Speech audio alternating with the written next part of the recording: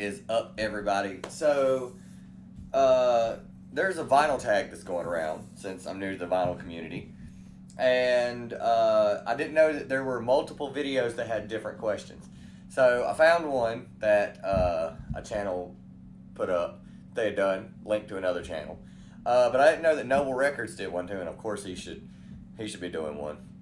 And I've been following Noble Records channel for a while as far as vinyl goes, like getting into vinyl, I always keep up with what to look out for. If there's something rare, if I see it, I'll grab it, stuff like that. But generally, he's a local guy, so I can actually go to his store. I need to make a trip up that way because he's got a lot of stuff I'd be interested in. So he did a vinyl tag too, and I have his questions here on my phone. Pulled some records. So let's get into it and see if I can fill his list up of the stuff that he wants to see out of everybody's collection for this year as far as vinyl tags. So best find of 2022 for a couple bucks. Found the first Van Halen record. The sleeve was jacked up. I tried to fix it. I tried to glue it back together and accidentally glued it wrong. So it made it completely unusable. The record in the sleeve, in the inner sleeve, wouldn't fit back in there, so I just put it in one of mine blank ones. So this is Van Halen's first record. Anytime I can find one of their original press out first records for less than a couple bucks, I found this at a pawn shop. It was literally like a couple dollars, like $2-3 for this record. Ooh, gotta figure out how to angle this glare. So yeah, anytime I can find a original press out Van Halen record for a couple bucks, I'm gonna snatch it up. Wish I could have saved the cover, but I kind of screwed that up. But yeah, I couldn't believe I found this, and with the Eddie's death, I know these things are going up. People are going to be trying to snatch these up and sell them and make a profit off of it. So I'm glad I found one at a pawn shop for a few bucks. It's a great sounding record. Just happy to have it in my collection. Let's see. Artists you recently discovered. So when I was in a band, we recorded at the Jam Room in Columbia, and the guy who produced our album is a guy named Jay. And Jay's been in tons of bands. He's always been in a band for forever and a day. So not only does he work at a studio, but he's always in and out of bands. And a buddy of mine gave me this as a gift when for Christmas, when I seen him after Christmas. We hung out together in like January, and so it counts. He gave me this. This is Brandy and the Butchers. Dick Circus is the album. This album is phenomenal. Jay did a great job. It's just raunch and roll. It's raunch and roll. That's what it is. And I love raunch and roll. I love a good rock album. It's all raunchy, fast paced. It's incredible. It's not really that expensive either. So yeah, if you get a chance to check this out, if you like raunch and roll, rock and roll, just a great songs, fast paced, good stuff. Give this a check out. But I didn't know he was in this band. I knew he was in a few other bands, but not this band. So yeah, check out Brandy and the Butcher, Dick Circus. It's a great band, great album. Jay's a great guy. He was incredible to record with. Perfect album, no brainer. Best album they put out, 100%. Not a bad song on this album at all. People can be like, "Oh, I've heard Master of Puppets. That song's you can't say that it's not a good song, even though you've heard it a million times." And just pick another song on the album to listen to, because literally, any of the other songs on this album are incredible. Iconic album, great. I think this is the best they've sounded, best songwriting they've had. James did the guitars on the whole album, from what I've heard, even the solos and everything like that. And just the fact that one guy did all the guitar work, wrote everything, not played everything, but wrote everything, is incredible. And this thing is a slammer. Last album with Cliff, he passed away on this tour. I think this is probably their second best lineup. I would have loved to have heard more Mustaine in this band, but some of Mustaine's songs, I don't know if any are on here. I think that last album was when they used Mustaine stuff last. But this album is just incredible from start to finish. The first song is Battery, last song is Damage Inc. They're both 5-minute songs. I mean, and then everything in between is either 5 to 8 minutes. It's incredible. It's everything you want in a thrash album is on this album, and they do it fantastically. It's one of the perfect albums, like for me anyway. I mean, that's I'm assuming that's what this is what we assume. A song that made you cry or get close to. I really don't think there's a song that I have on vinyl that's made me. There's not a whole lot of songs that like trigger that kind of emotion out of me. So I don't really have anything in vinyl that gets me close to that. Not yet, anyway. There's a few, but I don't have them on vinyl. Number 5, terrible album cover. I don't do a lot of greatest hits albums anyway. But somebody gave me this at work. They were like, "Oh, you're into vinyl," and they were like, "Here," and they brought me this and gave it to me. So they had already brought it. I do like John Denver. I just don't like greatest hits album. I like the actual album, so I can find stuff on it that's maybe not just the hits that I actually like. I like finding songs that are, not the one that's promoted that are really good. But this album cover it's just horrible. Like, it's just so bad. Like, even just the way John looks, I don't know. I just don't like it. I don't like the green background with the leaves and stuff like that. I just hate the font I hate everything about this album cover. The background, the picture that they took of John, the font that the album name is written in, everything. I hate everything about this album, period. There's nothing. I like the songs. I just don't like, the album cover itself. It's just it's so bad. I hate looking at it. Like, I really can't wait to get some of these, like some of John's like actual albums, so I don't have to look at I can pass that along to someone. An album that would surprise your friends. So this will be funny. I don't think anybody who is in my comic collecting realm, even though they like music, would be like, everybody be like, huh? If somebody can tell me what this is, that's really funny. Vinyl community, they might know. So let's see. I'm going to leave it a secret as to why I bought this and see if anybody can get it. Saint Esmeralda, featuring Leroy Gomez. The album's called Don't Let Me Be Misunderstood. That's probably giving it away. But, we'll see. I saw this at a record store and seen the title and was like, huh? And so I looked at the back and I was like, no way. This can't be where he got it from. And so I was like, well, I have to get this. Like, this intrigues me. So I bought it. So, yeah, I went home, put it on, and was like, probably gonna only like one song on this.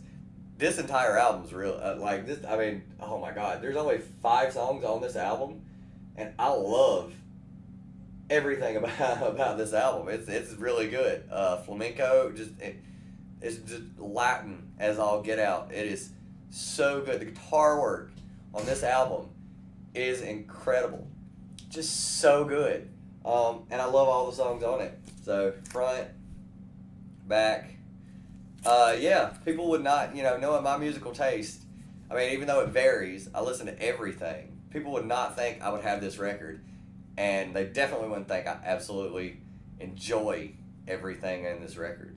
So yeah, this is like one of those things where I like bought it and I was like, huh, I'm intrigued, and then I bought it and I listened to it and I actually liked it. I've done that twice with 2 albums, and both times have been hits for me. So that's something that you wouldn't think that would be in my collection that I absolutely enjoyed that I did. Let's see. Next question, number 7. Guilty pleasure. Be Dobie Gray. Drift Away, the album. Drift Away is one of my favorite songs of all time. I can listen to Drift Away, this version. Screw the Uncle Kracker version. I wish he would have never, dude, erase that song. Like, you don't deserve to do that great song. Like, you really don't. Don't do it. I know, like, that might be taboo to some people. Don't tell people what they can't do musically. Uncle Cracker did not need to redo this song. He didn't do it justice. Didn't even come close. Should have left it alone. It's a great song. Love the guitar on this album, or on this song, and on the whole album. Reggie Young, incredible guitar player. Yeah, love this album. I know a lot of people would think, with my taste that, towards harder stuff that this would be a guilty pleasure for me. This is probably one of my favorite songs of all time. Look at that great album cover. Back, it says sample copy. Somebody in the vinyl community, hit me up. Let me know if that means anything. I don't know if that means anything. I'm assuming that's like a promo copy. I don't know. Let me know in the comments. But yeah, this would be a guilty pleasure, I guess you could say, for me. I love this album. I love this song. It's probably one I can listen to this song on repeat forever. Album that took you the longest to find? I just never thought I would find this on vinyl. I didn't know they were re-releasing it. This is so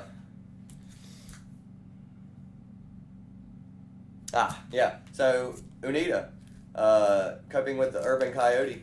I didn't expect to ever find this album in South Carolina, in a record store. I didn't know they were re-releasing it, so when I found it, I was just like, for real?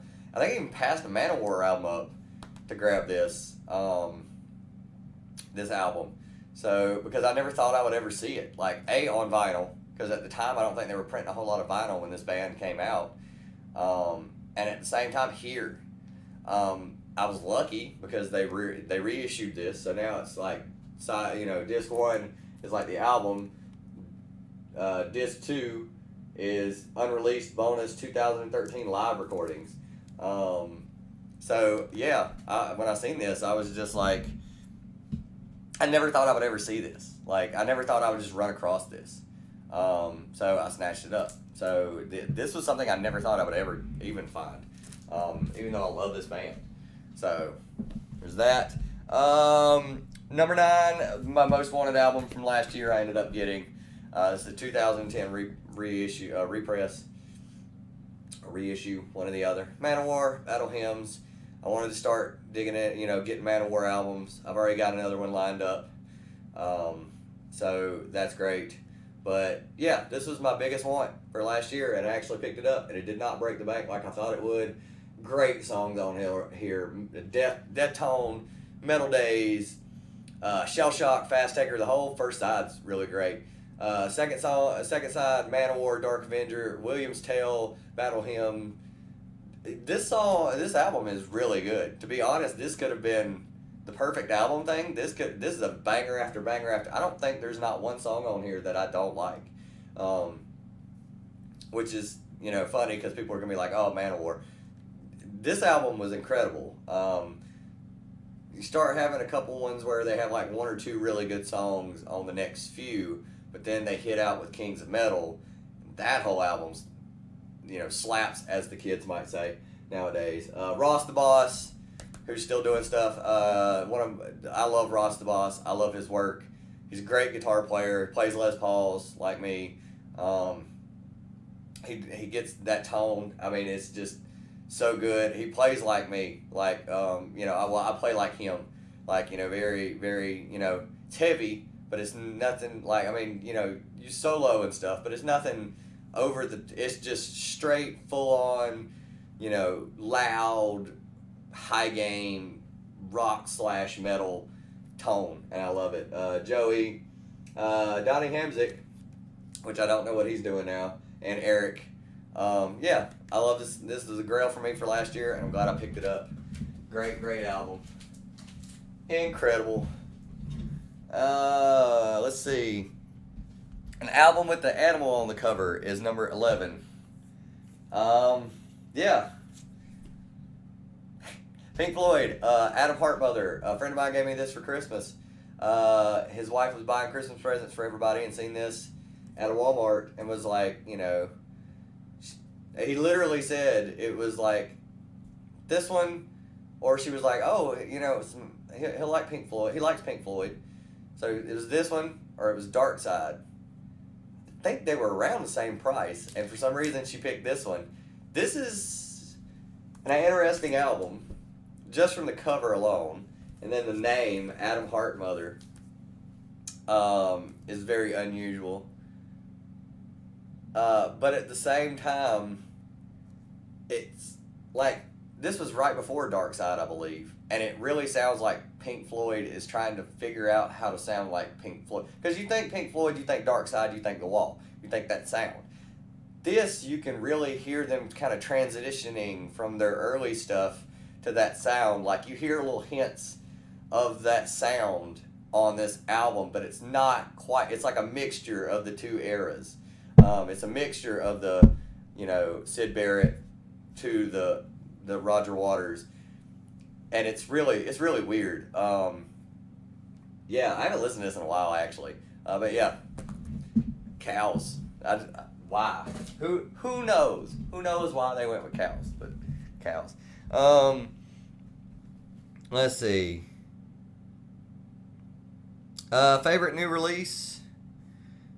Album that took you the longest to find. I was supposed to skip that one.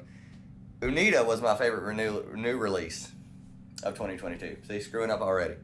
Album from a faraway land. I don't have anything from a faraway land. I don't have any foreign records yet. I mean, I'll probably run across something someday, but I usually buy stuff that I automatically know that I'm already going to like. I don't take a whole lot of chances. I have a couple times, and they've been hits, but I'm really not wanting to buy stuff that I'm not going to know I already like. So I always usually end up finding something that I'm already going to like, and I usually take that precedent over, over finding something that I just don't know what this might be. So I haven't really got a whole lot of foreign stuff. There is a few foreign records that I do want. There's a Kabuki record that I really like, that I really want. But I just haven't run across it anywhere yet. Let's see. Album with the story. Bam. Aerosmith, Draw the Line. This is another one that I found at a pawn shop. The cover was jacked, and I was not able to, well, actually, no. I bought my live bootleg for nostalgia, because that was one of the first records that I ever remember listening to out of my mom's collection. So I bought it, and it had 3 discs, and I didn't know why it had 3. I could have sworn that my mom's copy had 2. And so I start going through it and listening, and I clean all the records, because they've been sitting for God knows how long, and God knows where. So I clean them before I play them, and so it doesn't wreck my needle either. And I clean them, and I finally get to listen to them, and I pull out the 3rd disc, and I was like, I wonder what's on this. And then I look down at the center label, and it's Aerosmith, Draw the Line. It just happened, somebody, there was no case for it, so the dude just put it in his live bootleg case, because it was Aerosmith. And so I accidentally, dude didn't know that he was selling me 2 albums in one, I guess, at the pawn shop. He didn't look to see. He was like, oh, multiple albums, it's supposed to be multiple albums. And so, yeah, so now I have a copy of Draw the Line. I had to put it in one of my things, and I think I put it in one of my inner sleeves as well. It had nothing. Yeah, it's a brand new inner sleeve too. So it had nothing. I literally had to repackage this whole thing. So yeah, Aerosmith, Draw the Line. That was a complete shock that I was like, oh, okay, well I got 2 for the price of 1. And I didn't pay a whole lot for the first one, so win-win. Great stuff. That means I have 3 Aerosmith albums. Let's see. Your latest rabbit hole. I really don't have rabbit holes. I really don't. I have a record, a vinyl rabbit hole, where I buy vinyl and listen to vinyl. And so that's my rabbit hole. Let's see. Artwork doesn't match the music. Yeah, that would be this one.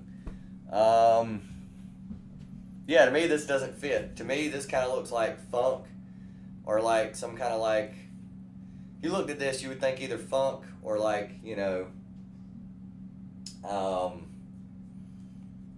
what's it called? Not psych rock, prog rock or something like that. And Rare Earth is not, or at least I don't think they are. But yeah, grab this. This was another one where I was like, I think I even pulled it up and like listened to like a little bit of Rare Earth. I think this is one that I bought on a whim and was just like, eh. And this one I kind of like. It might end up leaving my collection one day because I really don't love it, but it's not bad. But yeah, I really don't think there's a hit Footloose and Fancy Freeze on here. So yeah, this is just really weird because when I put it in and I listened to it, it didn't fit at all. At all. Look, trying to slide away. Best bargain find. Once again, going with Aerosmith.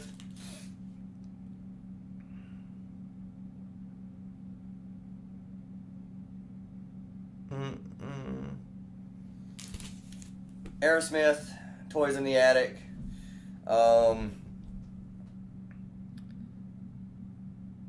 Yeah, I found this at a thrift store near my house. The thrift store I walked into and I found they had records, and it wasn't like your standard, like there was some bluegrass and some country and some gospel and stuff like that, but they had some rock stuff. And I was like, cool. So I picked that honey hole clean. Everything that I liked, I bought a few. Came back next time I got paid, bought a few more. Came back next time till I just bought them out of everything that I wanted. It seemed like nobody was buying their stuff. Every time I'd come back, the same stuff would be there. So I picked that sucker clean. They're no longer there. They ended up like, it started up, it lasted like a year and a half, and then they were gone. So yeah, this original press out, Toys in the Attic. I think I paid like $3 for it. I mean, it's beat up. It's beat to death, but it's there. It's complete, and I can play it. But yeah, I found this for a few bucks, and to me, I know this album probably sells for at least a little more than that. This album cover is insane too, with little animals and a little goblin thing going on there and the toys. It's kind of creepy. But yeah, I know this album's actually worth a little bit of money. Even probably beat up like this, it's probably worth more than a few bucks. I don't know who Susie is, but she had great taste in music. So yeah, I know this is probably, I'm thinking this is some kind of bargain, because this couldn't be normally a few bucks for an original press out one, even with beat shape. Let's see. Oh, album number 17. Album takes me back to a specific time and place. This band takes me back to a specific time and place. Two Live Crew takes me back to when I was younger, and my parents absolutely hated this music. This music, like Two Live Crew and Cannibal Corpse and Metallica, and all these bands were the devil and horrible. All that kind of stuff was bad. Your kids weren't supposed to listen to it, and I remember most of the kids that I knew loved stuff like Two Live Crew and Ghetto Boys, and Cannibal Corpse really didn't hear a whole lot of, but Metallica, stuff like that, Ozzy, all that stuff. We loved it. We thought it was great, and it sounded great, and it was just really weird to us that parents didn't want us to listen to it. Now we know why, because the stuff they're talking about on the albums and stuff like that. But you're gonna hear that stuff eventually anyway. But I remember, I'll never forget the hatred that parents had towards Two Live Crew and all this other stuff. And as soon as I saw I think I got this off of Discogs for super cheap. I don't know, I was just first using Discogs, and I just was buying random stuff, and I was like, Two Live Crew, I wonder what gonna... And I started looking, and this was actually pretty cheap. This is like $6 or something like that. The other album was it not Shake a Little Something, but the other album by Two Live Crew that everybody on the beach with the chicks turned around. That's actually pretty high, and I was like, oh, I'm gonna buy something cheap, because I was just testing out Discogs, and so I ended up picking this up. So great. The song titles, Table Dance. Oh my God, I can't even. This thing is huge. I mean, it's just. It's just epic. Just epic. Song titles, oh my God. And this thing is mixed so loud. I put this on my record player at normal volume that I was just listening to, and the next thing I knew, my house started shaking, and I was like, is there a train? nearby, or is there like a low flying helicopter or jet? And then the music kicked in, and I was like, oh, and I was like doing dishes at the time. I had to go run and like grab my remote and like turn my record player down like a little bit because it was shaking my whole house at like normal volume. And yeah, this thing was pressed really loud, and I love that. So yeah, and it definitely, yeah, there's lots of bass in it. It's a great album. I love it. I think it's great. So, a few more questions. Wild card. I didn't really know what he meant by wild card, so I didn't pick anything for wild card. I mean, nothing's really a wild card for me. I like music. An album that you can't seem to get into, album or artist that you can't seem to get into. I don't like the Beatles. I've heard all their stuff. I've listened to everything that everybody else has listened to, and to me it just sounds like either like a ripoff of somebody else who's already put some out before them, or it's just something that I'm really not into. Ironically enough, I like all their solo stuff. I like Lennon's solo stuff. I like Wings. I love George Harrison's solo work. Ringo, I don't even really know that much about Ringo, but I love all their solo stuff. But them together as a band, really, like, to me, their stuff was either way too poppy early on, and like boy bandish, and I just couldn't get into it, or it was later on them just being like, oh, we can do that, and then they just copy somebody else's sound, and they put their own, it sounds like them, it sounds original, but I'm like, I've already heard this, like, but better. So why? I mean, it's nice that you guys tried, but a little late. So yeah, for me, I just can't. I know that's like a sin for some people. Just can't, like, Beatles, like I pass. Like, I just don't get it. Let's see. Vinyl aspirations for 2023. I really need to make it a thing. I want all the Manowar records. I want all the Manowar albums. I need to get them. I've got a line on another one. I'm going to periodically either just hit up Discogs and buy one.